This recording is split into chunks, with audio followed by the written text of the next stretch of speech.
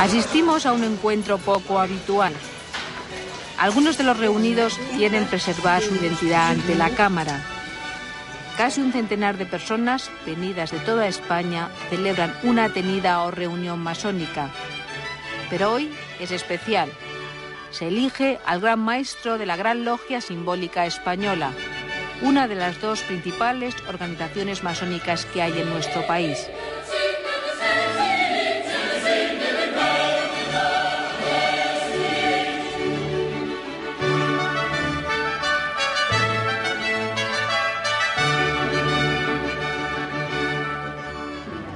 La masonería es un método de crecimiento personal en donde se pretende que lo mejor de las personas les sirva para conocerse a ellos mismos y saber de dónde vienen.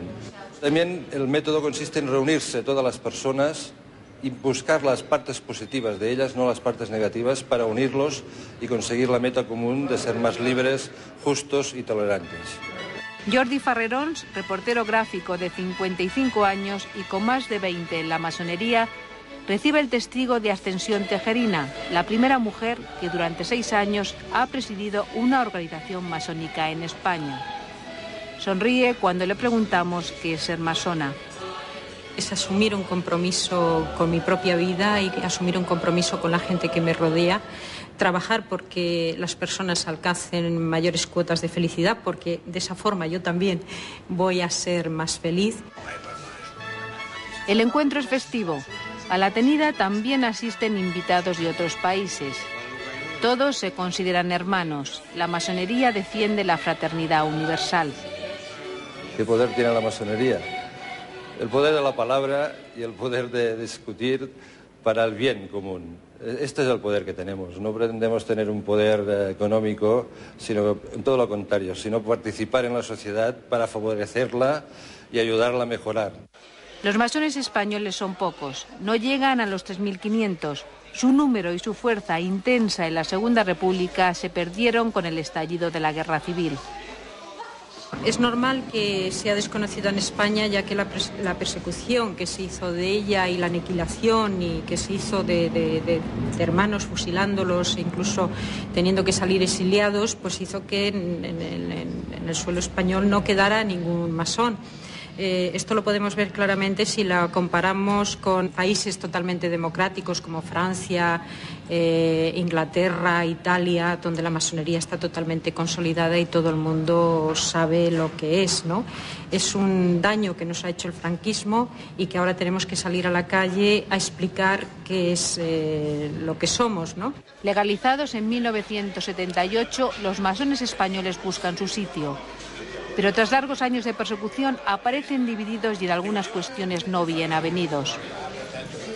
De las dos organizaciones con más afiliados, la Gran Logia Simbólica Española es la menos numerosa.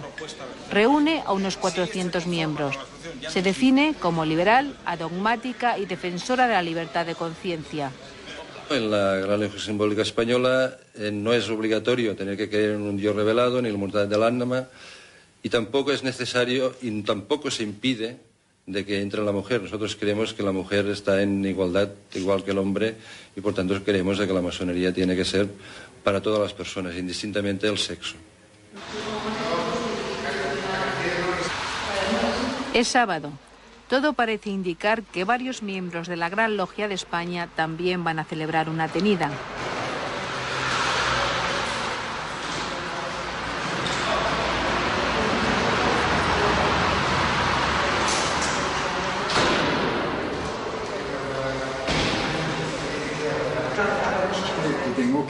Voy a ponerme rápidamente una... La Gran Logia de España es la organización masónica más numerosa.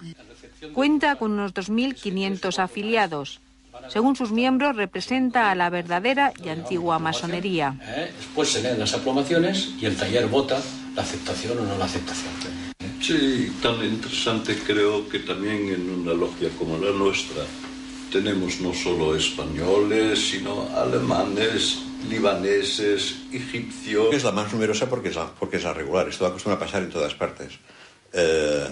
Masonería regular significa que ha sido creada y mantiene en su organización unas determinadas normas y leyes, normas que fueron iniciadas en 1717 Bueno, hay diferencias de las fechas según el origen, como se entienda, pero en principio es esta fecha, hace 300 años, 300 y pico de años, en Inglaterra. Y en un momento determinado, Francia, el Gran Oriente de Francia, intenta crear una nueva masonería en la cual quita de las reuniones el libro de la ley, es decir, lo que es la Biblia, el Corán, etc. Y entonces crea una masonería laica e irregular. El perímetro todavía da. Además, los miembros de la Gran Logia de España creen en la existencia del gran arquitecto del universo, un dios que cada masón interpreta a su manera, y no admiten a las mujeres.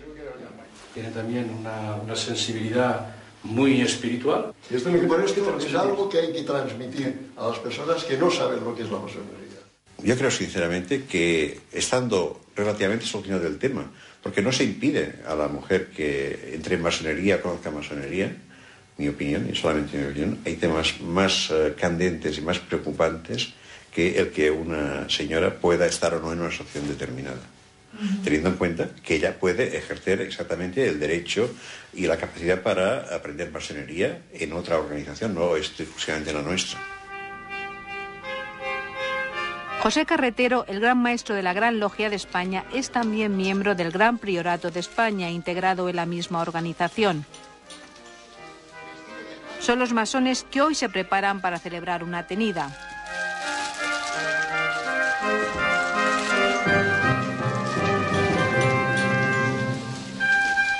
El rito que practican, cuya finalidad es el esoterismo cristiano, es minoritario.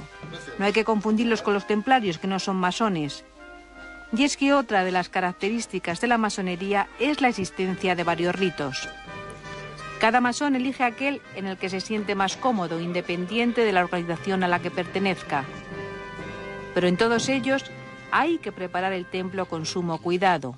Todos los detalles son importantes. Cada objeto tiene que estar en su lugar. Todo tiene que seguir las normas escritas en los libros masónicos.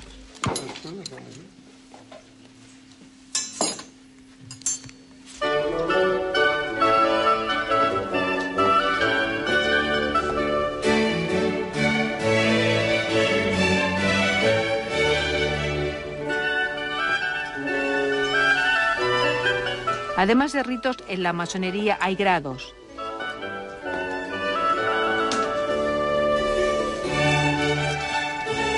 Los tres principales son el de aprendiz, compañero y maestro. Caballeros, sentaos.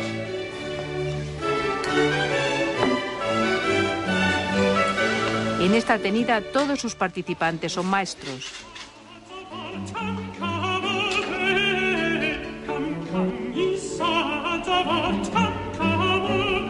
La asamblea está a vuestras órdenes y podéis entrar si así es vuestro deseo. Así lo es. Hermanos, al orden de recibir al eminente y supremo gran maestro del Gran Priorato de España. Para mí, después de estudiarla durante mucho tiempo, la masonería trata de formar a sus miembros, a los masones, en una serie de valores éticos derivados de la Ilustración o incluso de carácter teológico, vamos a llamar así, pero lo hace a través de procedimientos especiales, sobre todo a través del método iniciático. Por eso utilizan los ritos y utilizan los símbolos como medios para inculcar esas doctrinas, esos conocimientos que tienen los masones en las logias.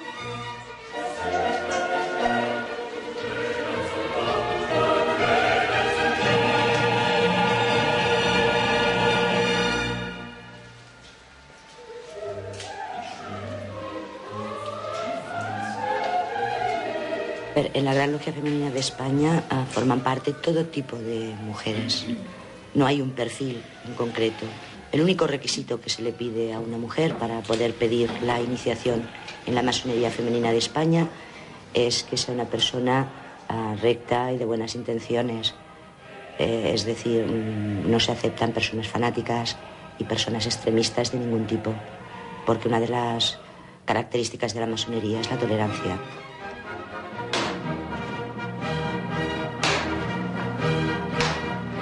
Durante 22 años hemos estado trabajando, dijéramos, con la protección de Francia. Venían de París y nos ayudaban a hacer los trabajos porque éramos pocas hermanas. Mejor dicho, éramos pocas maestras. Y después de 22 años, pues llega un momento que, claro, te tienes que independizar. En conseguir esta independencia hemos estado 7 años, o sea, 7 años con papeles, con viajes para Francia, para París y muchas cosas. Y al final, pues ya somos la gran logia femenina de España, lo hemos conseguido. Nosotras, nuestros talleres solo permitimos a mujeres porque nosotras necesitamos encontrarnos a nosotras mismas esta espiritualidad que tenemos perdida de alguna manera, ¿no? Que con los años se ha ido perdiendo por tener una lucha de competición con el hombre y nos hemos como masculinizado un poco de alguna manera, para decirlo, ¿no? Entonces tenemos que volver a reencontrarnos a nosotras mismas. No llegan a un centenar, pero están satisfechas. Han conseguido que desde hace poco más de un año haya en España una gran logia femenina. El camino ha sido largo y difícil. Durante 2 siglos la masonería no ha aceptado el ingreso de la mujer al no considerarla un ser libre. En España hay que añadir el miedo. No. Solo se lo he dicho a una amiga y a veces me he arrepentido de habérselo dicho. Ahora en mi casa lo saben todo el mundo. Lo saben mis hijos y lo sabía mi marido. Yo soy viuda. Quizás un poco de miedo, no lo sé. Como yo he pasado por la guerra civil cuando era pequeñita, pues quizás porque en España no es como en Francia, que allí al contrario es un honor decir que eres masona. Aquí pues yo por lo menos he tenido siempre un poquito de reparo en decirlo. Paquita Valenzuela lleva más de 20 años en la masonería. Sus compañeras han ingresado más recientemente, pero todas aseguran rotundas que la masonería les ha cambiado la vida. Para mí fue un conocimiento de mí misma importante, ver una realidad que yo no conocía. A partir de entonces, pues bueno, mi vida cambió. En ese momento me separé, he tenido pues una serie de problemas físicos, bueno, que era parte un poco de mi búsqueda personal y que desde luego a la mujer que me esté escuchando es una liberación tan importante que le aconsejo que entre.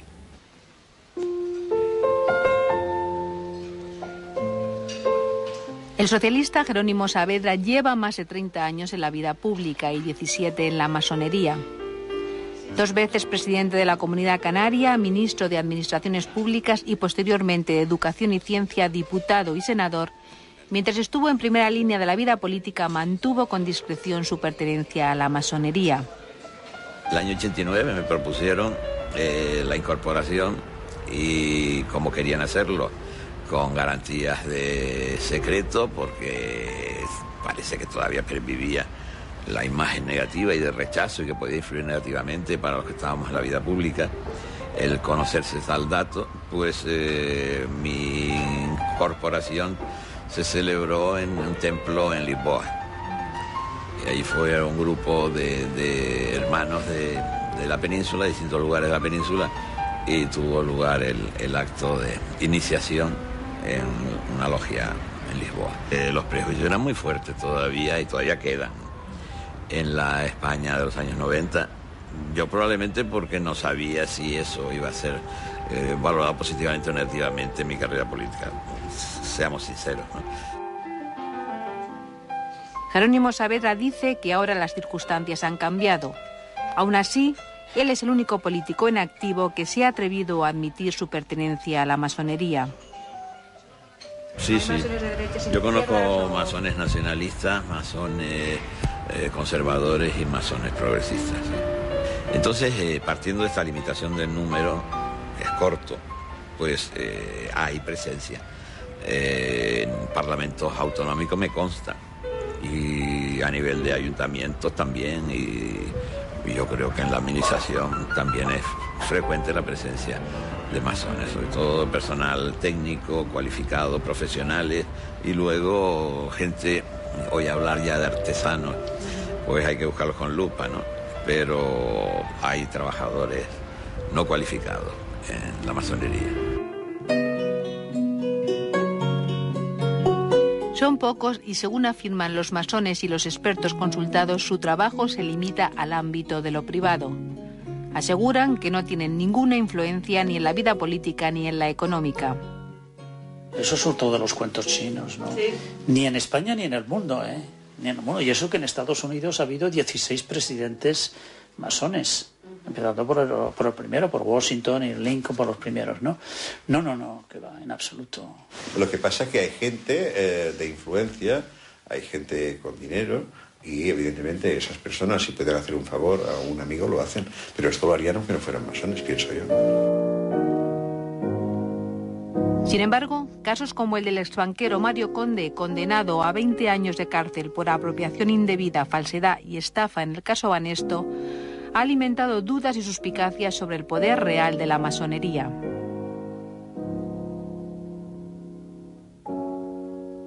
Sí, no, Mario Conde es masón, está dormido. A ver, cuando se inicia alguien en cualquier institución, está iniciado, y en este caso es masón toda la vida. Se puede dar de baja de la institución, pedir lo que llamamos plancha de quite, pero eso no priva que siga siendo, porque ha pasado esa iniciación, masón toda la vida. Por lo tanto, Mario Conde es masón dormido. Él, en el momento de acceder a la presidencia de Banesto, para evitar confusiones, se dio de baja de la Gran Logia de España. Llegó a tener cargos importantes de gran orador. Lo que decía antes, Mario Conde se acercó a la institución por sus inquietudes iniciáticas. La masonería, puedo garantizar que no, para nada en absoluto intervino, ni él no necesitaba para nada la masonería para hacer sus posibles negocios. Estaba en la masonería por sus temas iniciáticos. Son excepciones, el de Mario Conde es una excepción clarísima que además, pues bueno, yo creo que incluso luego lo debieron de procesar masónicamente cuando se probó todo esto. Entramos en un templo masónico, el único lugar donde, según los masones, se puede encontrar su poder. El templo es el espacio de lo íntimo, un lugar donde no se permite la entrada a los profanos. La única excepción se produce cuando se celebran las tenidas blancas, unas asambleas o ágapes abiertos a los familiares y amigos más cercanos.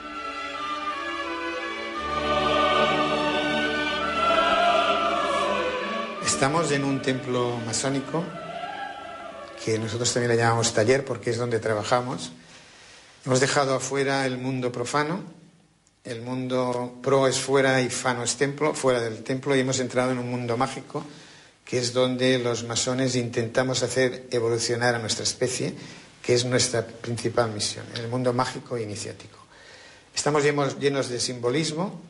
La masonería es una institución de iniciación espiritual por medio de símbolos, es eso y no otra cosa.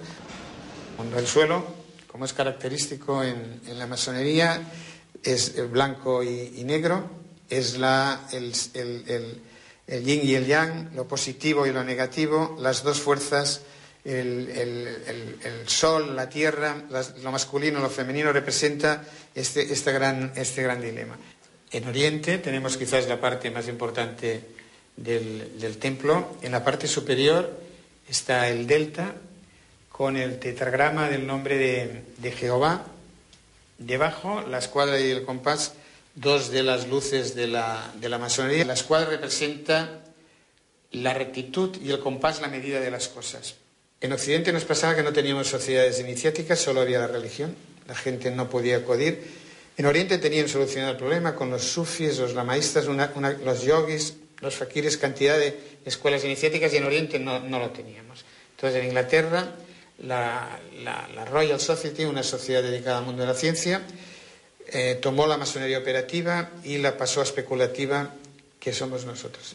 Intentamos en la logia, cuando hay una iniciación, producir un estado modificado de conciencia, es decir, pasar del mundo de la calle, como he dicho antes, a este mundo mágico, atravesar el espejo de la famosa novela de Lewis Carroll de Alicia, que entra en otro mundo. Intentamos hacer esto, a veces lo conseguimos y otras no. Los orígenes de la masonería los tenemos que buscar en los gremios de constructores de catedrales de la Edad Media. En la Edad Media se considera que es la masonería operativa. Eran todos los que trabajaban en la construcción de catedrales, en que hacían las piedras físicamente, eran masones operativos. En aquella época, los canteros que construían piedras hacían su marca distintiva. Podemos ver aquí, como veréis, aquí hay una marca Si nos fijamos un poco más arriba, también hay otras marcas, tanto aquí como allí. También encontramos marcas en este otro lugar, en esta otra piedra. Esta masonería operativa la tenemos que centrar entre los siglos XIII y los siglos XVI. Esta es la primera masonería. Consideramos que la masonería especulativa, tal como lo conocemos hoy, se inicia en el año 1717, donde en Londres 4 logias crearon la Gran Logia de Londres. A partir de este momento entendemos la masonería como es hoy en día. Desde entonces el ritual no ha cambiado. Toda persona que quiera entrar en la masonería ha de pasar por la ceremonia de iniciación. La iniciación empieza en esta minúscula habitación, la cámara de reflexión, un lugar reservado donde de manera excepcional se nos ha permitido entrar. Alumbrado por una sola vela, el profano solo tiene la compañía de una calavera. Le recuerda lo pasajero de la vida. La sal, el azufre, el mercurio, el reloj de arena son otros elementos simbólicos para la reflexión sobre la belleza, la sabiduría, la vigilancia. Envuelto en esta soledad, debe escribir su testamento filosófico, aquello que desde el punto de vista del espíritu puede dejar al mundo. Al salir de la cámara de reflexión, el profano puede renunciar a la iniciación, pero si opta por seguir,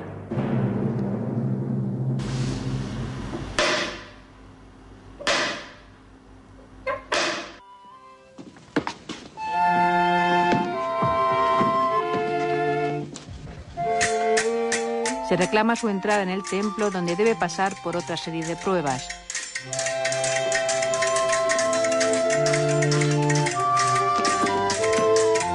¿Qué pedís para el profano? Superadas, el profano se convierte en masón. Es una reflexión importante y que te la tomas muy en serio. Sobre todo, todo el método masónico, y como hay muchas posibilidades de leer y de conocer el método masónico antes de iniciarte, pues todo el método masónico está muy basado en preguntarte a ti mismo si verdaderamente quieres iniciarte. Entender lo que es una iniciación es complicadísimo. Entender que vas a sufrir un proceso de transformación interior, emocional, vivencial, que te va a permitir ser una persona más consciente, una persona con más vocación o con más voluntad de reflexionar sobre el sentido de la vida y el sentido de lo humano, pues te lo piensas.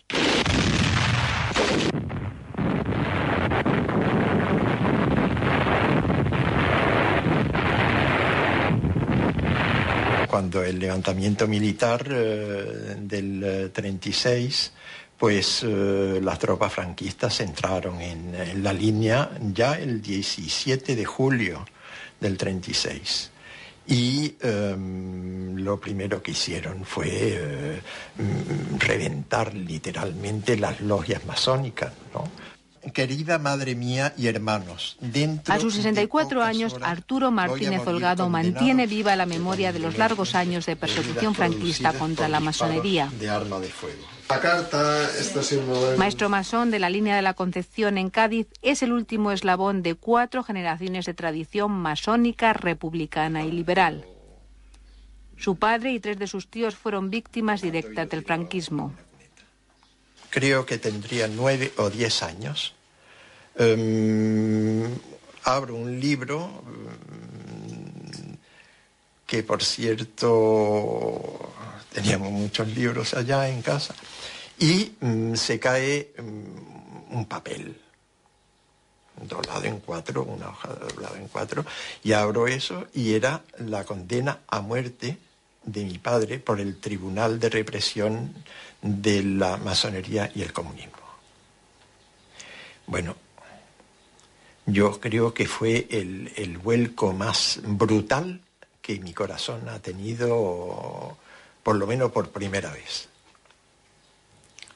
Mi padre era un domingo, recuerdo, y mi padre estaba en el comedor, me fui hacia él, pero le digo, papá, ¿esto qué es? Y me dice, bueno, pues, y entonces empezamos a hablar del tema, ¿verdad?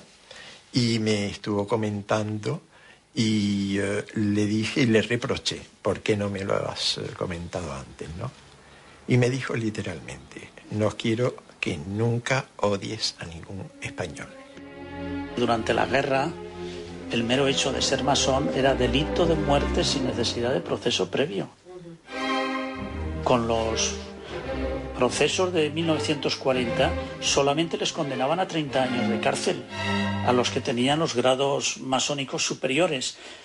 Podían ser 10, 20 o 30 años de cárcel, confiscación de bienes, inhabilitación para cualquier ejercicio y beneficio, etcétera, ¿no? Pero es que durante la guerra, aquí en Zaragoza, solamente se salvó uno, y porque se marchó andando hasta Francia en pleno invierno. Se pudo escapar. Toda la documentación y utensilios incautados a las logias fueron depositados en los archivos de Salamanca.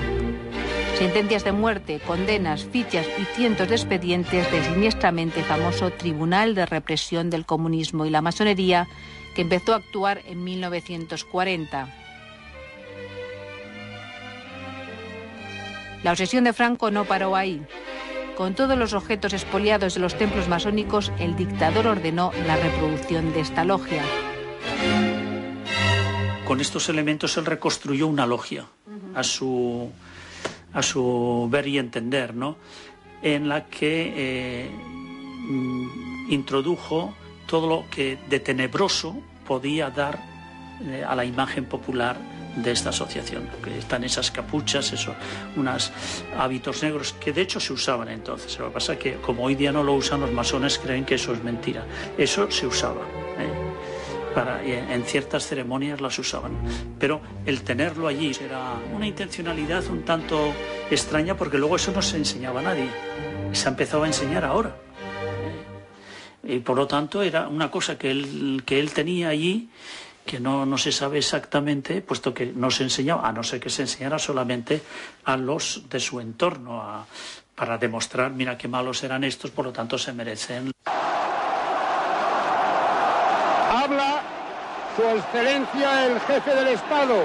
Todo lo que en España y en Europa se ha armado obedece a una conspiración masónica y cirrita en la clase política, incontubernio.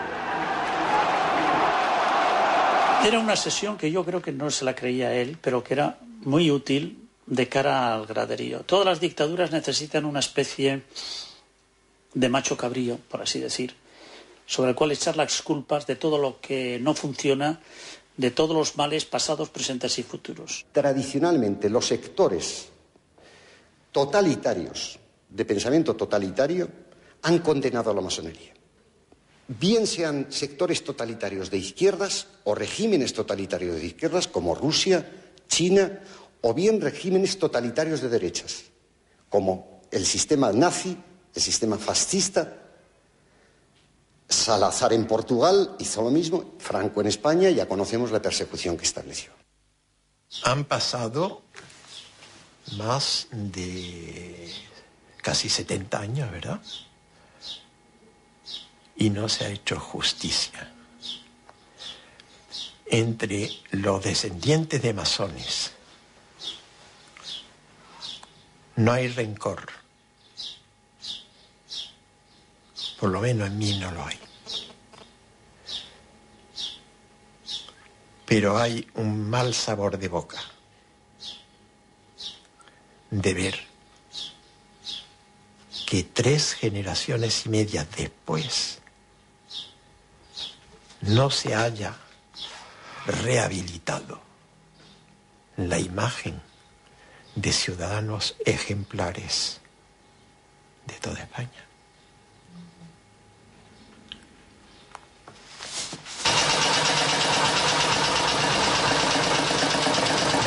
Con la llegada de la democracia se legalizó la masonería, pero la propaganda franquista había dejado su huella.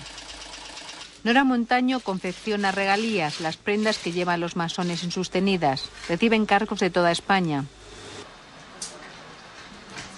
Si abrían tiendas, yo creo que ya irían a comprar alguna tienda. Alguna vez me han llamado por teléfono diciendo que si yo tenía una tienda para entregárselo en el acto. Y yo normalmente no tengo en el acto las cosas. Muy pocas veces puedo tener los guantes, como mucho los mandiles blancos o estos de la letra MB.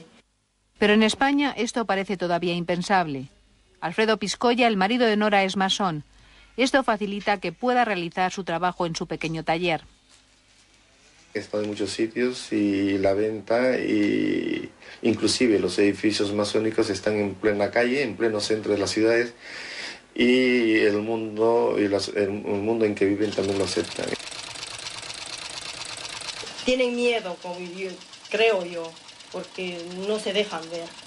A veces cuando alguna vez me dicen, oye, no puedo ir a recogerte al taller, tráigamelo aquí, voy a entregarles, nada más verme a mí, se entran y no salen más. Pero ya a los que ya saben que mi marido es masón, pues ya no tienen mucho apuro. Yo no puedo por qué decirlo abiertamente para que un trabajo.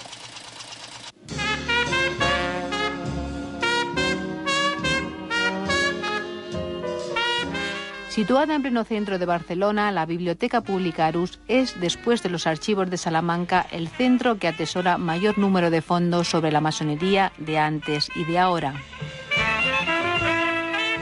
Vamos a hablar un poco también de que la masonería, que parece una cosa carca y casposa, que solo usan pues señores y señoras de cierta edad y cierta posición social, pues no es tan cierto. O sea, una tienda de cómics, unos jóvenes pues preguntaban qué era esto de la masonería, como una cosa, pues eso que hemos dicho antes, ¿no? Casposa, vieja, de gente extraña.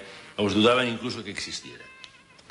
Entonces, cuando pudimos enseñar en la misma tienda cómics como este de la fábula de Venecia, de Hugo Pratt, que por cierto es masón, en que figura una logia con todos sus elementos y una trama que luego pues, puede ir evolucionando, o este otro, que es la Liga de los Hombres Extraordinarios. Esta es una versión muy sencilla y otras versiones más amplias, en que figura pues, esta máquina de tren, por ejemplo, con la escuadra y el compás, y otros muchos más. Josep Brunet vive entre libros y documentos. Una de sus preocupaciones es difundir aspectos desconocidos y cercanos de la masonería. A lo largo de la historia, la masonería siempre se ha creído que es una organización de políticos, básicamente, y, bueno, también los hay, ¿no? Este libro, que es una edición inglesa sobre la celebración del rito de la masonería, pues ellos hablan un poco desde personajes como George Washington o personajes como Franklin, que eran políticos, aparte de ser inventor del pararrayos, el señor Franklin, que tampoco se dice demasiado, o Kipling, que era literato. Hombre, pues podemos ver que dentro del mundo de la música, pues también hemos tenido personas, pues como Duke Ellington, personajes como Louis Armstrong. Se va a decir que todas estas personas que estoy mencionando ahora son masones, pero pertenecen a una obediencia masónica de Estados Unidos que se llama la Prince Hall, que es una obediencia que la integran personas única y exclusivamente de color. También hay actores famosos, también ¿no? Los hay, desde los Peter Sellers hasta Harold Lloyd, la famosa pareja el gordo y el flaco. Más adelante podemos encontrar a Gary Gable y, como no podría fallar, pues John Wayne, que ahora lo encontraremos, pero también corre por aquí.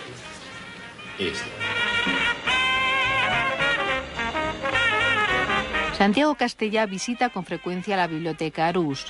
Le gusta investigar nuevos aspectos de la masonería. A sus 38 años representa al sector más joven dentro de una institución donde la media de edad está en la cincuentena. Trabaja con universitarios y cree que no es fácil que los jóvenes se acerquen a la masonería.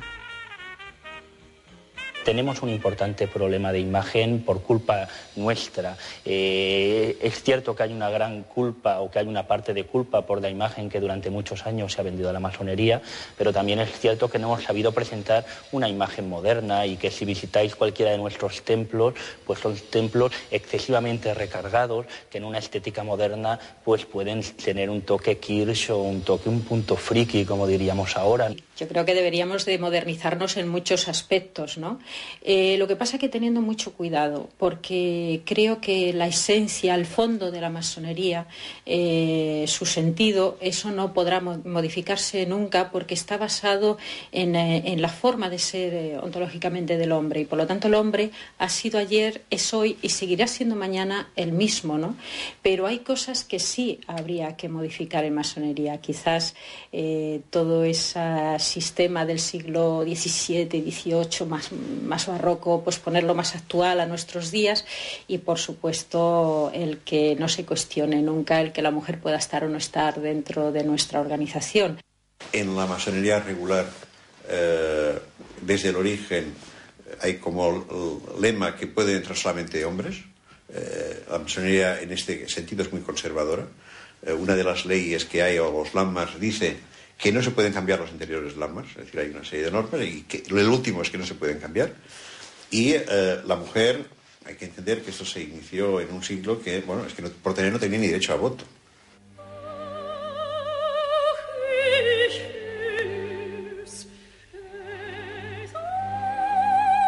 Hermano primer vigilante, ¿qué pedimos cuando entramos por primera vez en el templo? La luz, venerable maestro. Que esa luz nos ilumine. Asistimos al inicio de los trabajos dentro de una logia.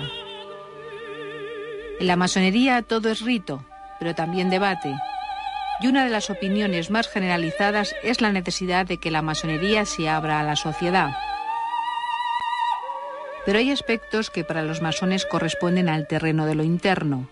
Aspectos que son precisamente los que despiertan la curiosidad e incluso el morbo. Que la sabiduría presida la construcción de nuestro edificio. Que la fuerza lo sostenga. Que la belleza lo adorne. Yo pienso que el secreto que hay en masonería, y que se ha confundido después en España mucho con ese otro secreto de tenernos que ocultar porque hemos sido perseguidos, es el secreto de la experiencia. Yo no puedo conocer algo si no lo vivo por mí mismo. Yo puedo explicarte lo que es la iniciación y tú puedes entrar y grabar lo que es la iniciación, pero si no la vives, si realmente no la vivencias, por mucho que se explique, no se puede comprender. Somos discretos porque no nos gusta mucho hacer propaganda.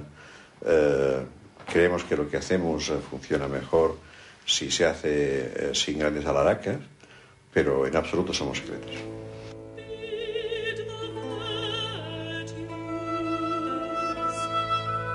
En esta atenida de Zaragoza, al menos un 10% de los reunidos manifiesta su temor a ser identificados. Nos piden discreción. Dicen con cierta angustia que les puede perjudicar profesional o personalmente. Persiste el miedo entre los masones, pero a la inversa la masonería sigue despertando recelos en la sociedad. Los masones reconocen que deben hacer un esfuerzo para darse a conocer, para hacerse menos opacos. Pero recíprocamente creen que también ha llegado el momento de que la sociedad les ofrezca gestos de acercamiento. La masonería ha sido maltratada por la sociedad o por una parte de la sociedad después de la guerra de Franco y yo creo que hay que tener un reconocimiento a los que han sufrido, a los que han sido perseguidos. Y al mismo tiempo, esta sociedad anterior debe tener en cuenta que la masonería disponía de unos bienes que han sido expoliados. Se han quedado el gobierno, entidades. Por tanto, sería bueno para normalizar la situación, primero, que hubiese una declaración de desagravio o de reconocimiento a lo que ha sufrido la masonería y luego una cierta compensación económica o de volver a reutilizar los templos que teníamos o alguna situación parecida. Creo que se podía compensar esa persecución pues con una iniciativa de tipo cultural que organizara un centro de interpretación de la masonería abierto a universitarios, a expertos, a historiadores, que pudiera tener también un punto de vista crítico, pero racional y no paranoico, como ha sido el caso. Y a partir de ahí yo creo que nosotros nos daríamos por satisfechos. Además, hay una petición de reparación patrimonial que yo creo que eso sería más complejo en términos jurídicos y que para nosotros es secundario. Mientras no haya gestos políticos claros que le devuelvan la dignidad que nunca debió perder a la institución framasónica, también la presión social seguirá existiendo cada vez más. Seamos sensatos. O sea, hay valores que siempre serán valores, que nunca mueren. Y eso está recogido dentro de los conceptos masónicos. Eso tenemos que respetarlo y tenemos que reconocerlo, porque ya van 30 años de democracia y ya es hora de que se haga justicia. Es algo elemental.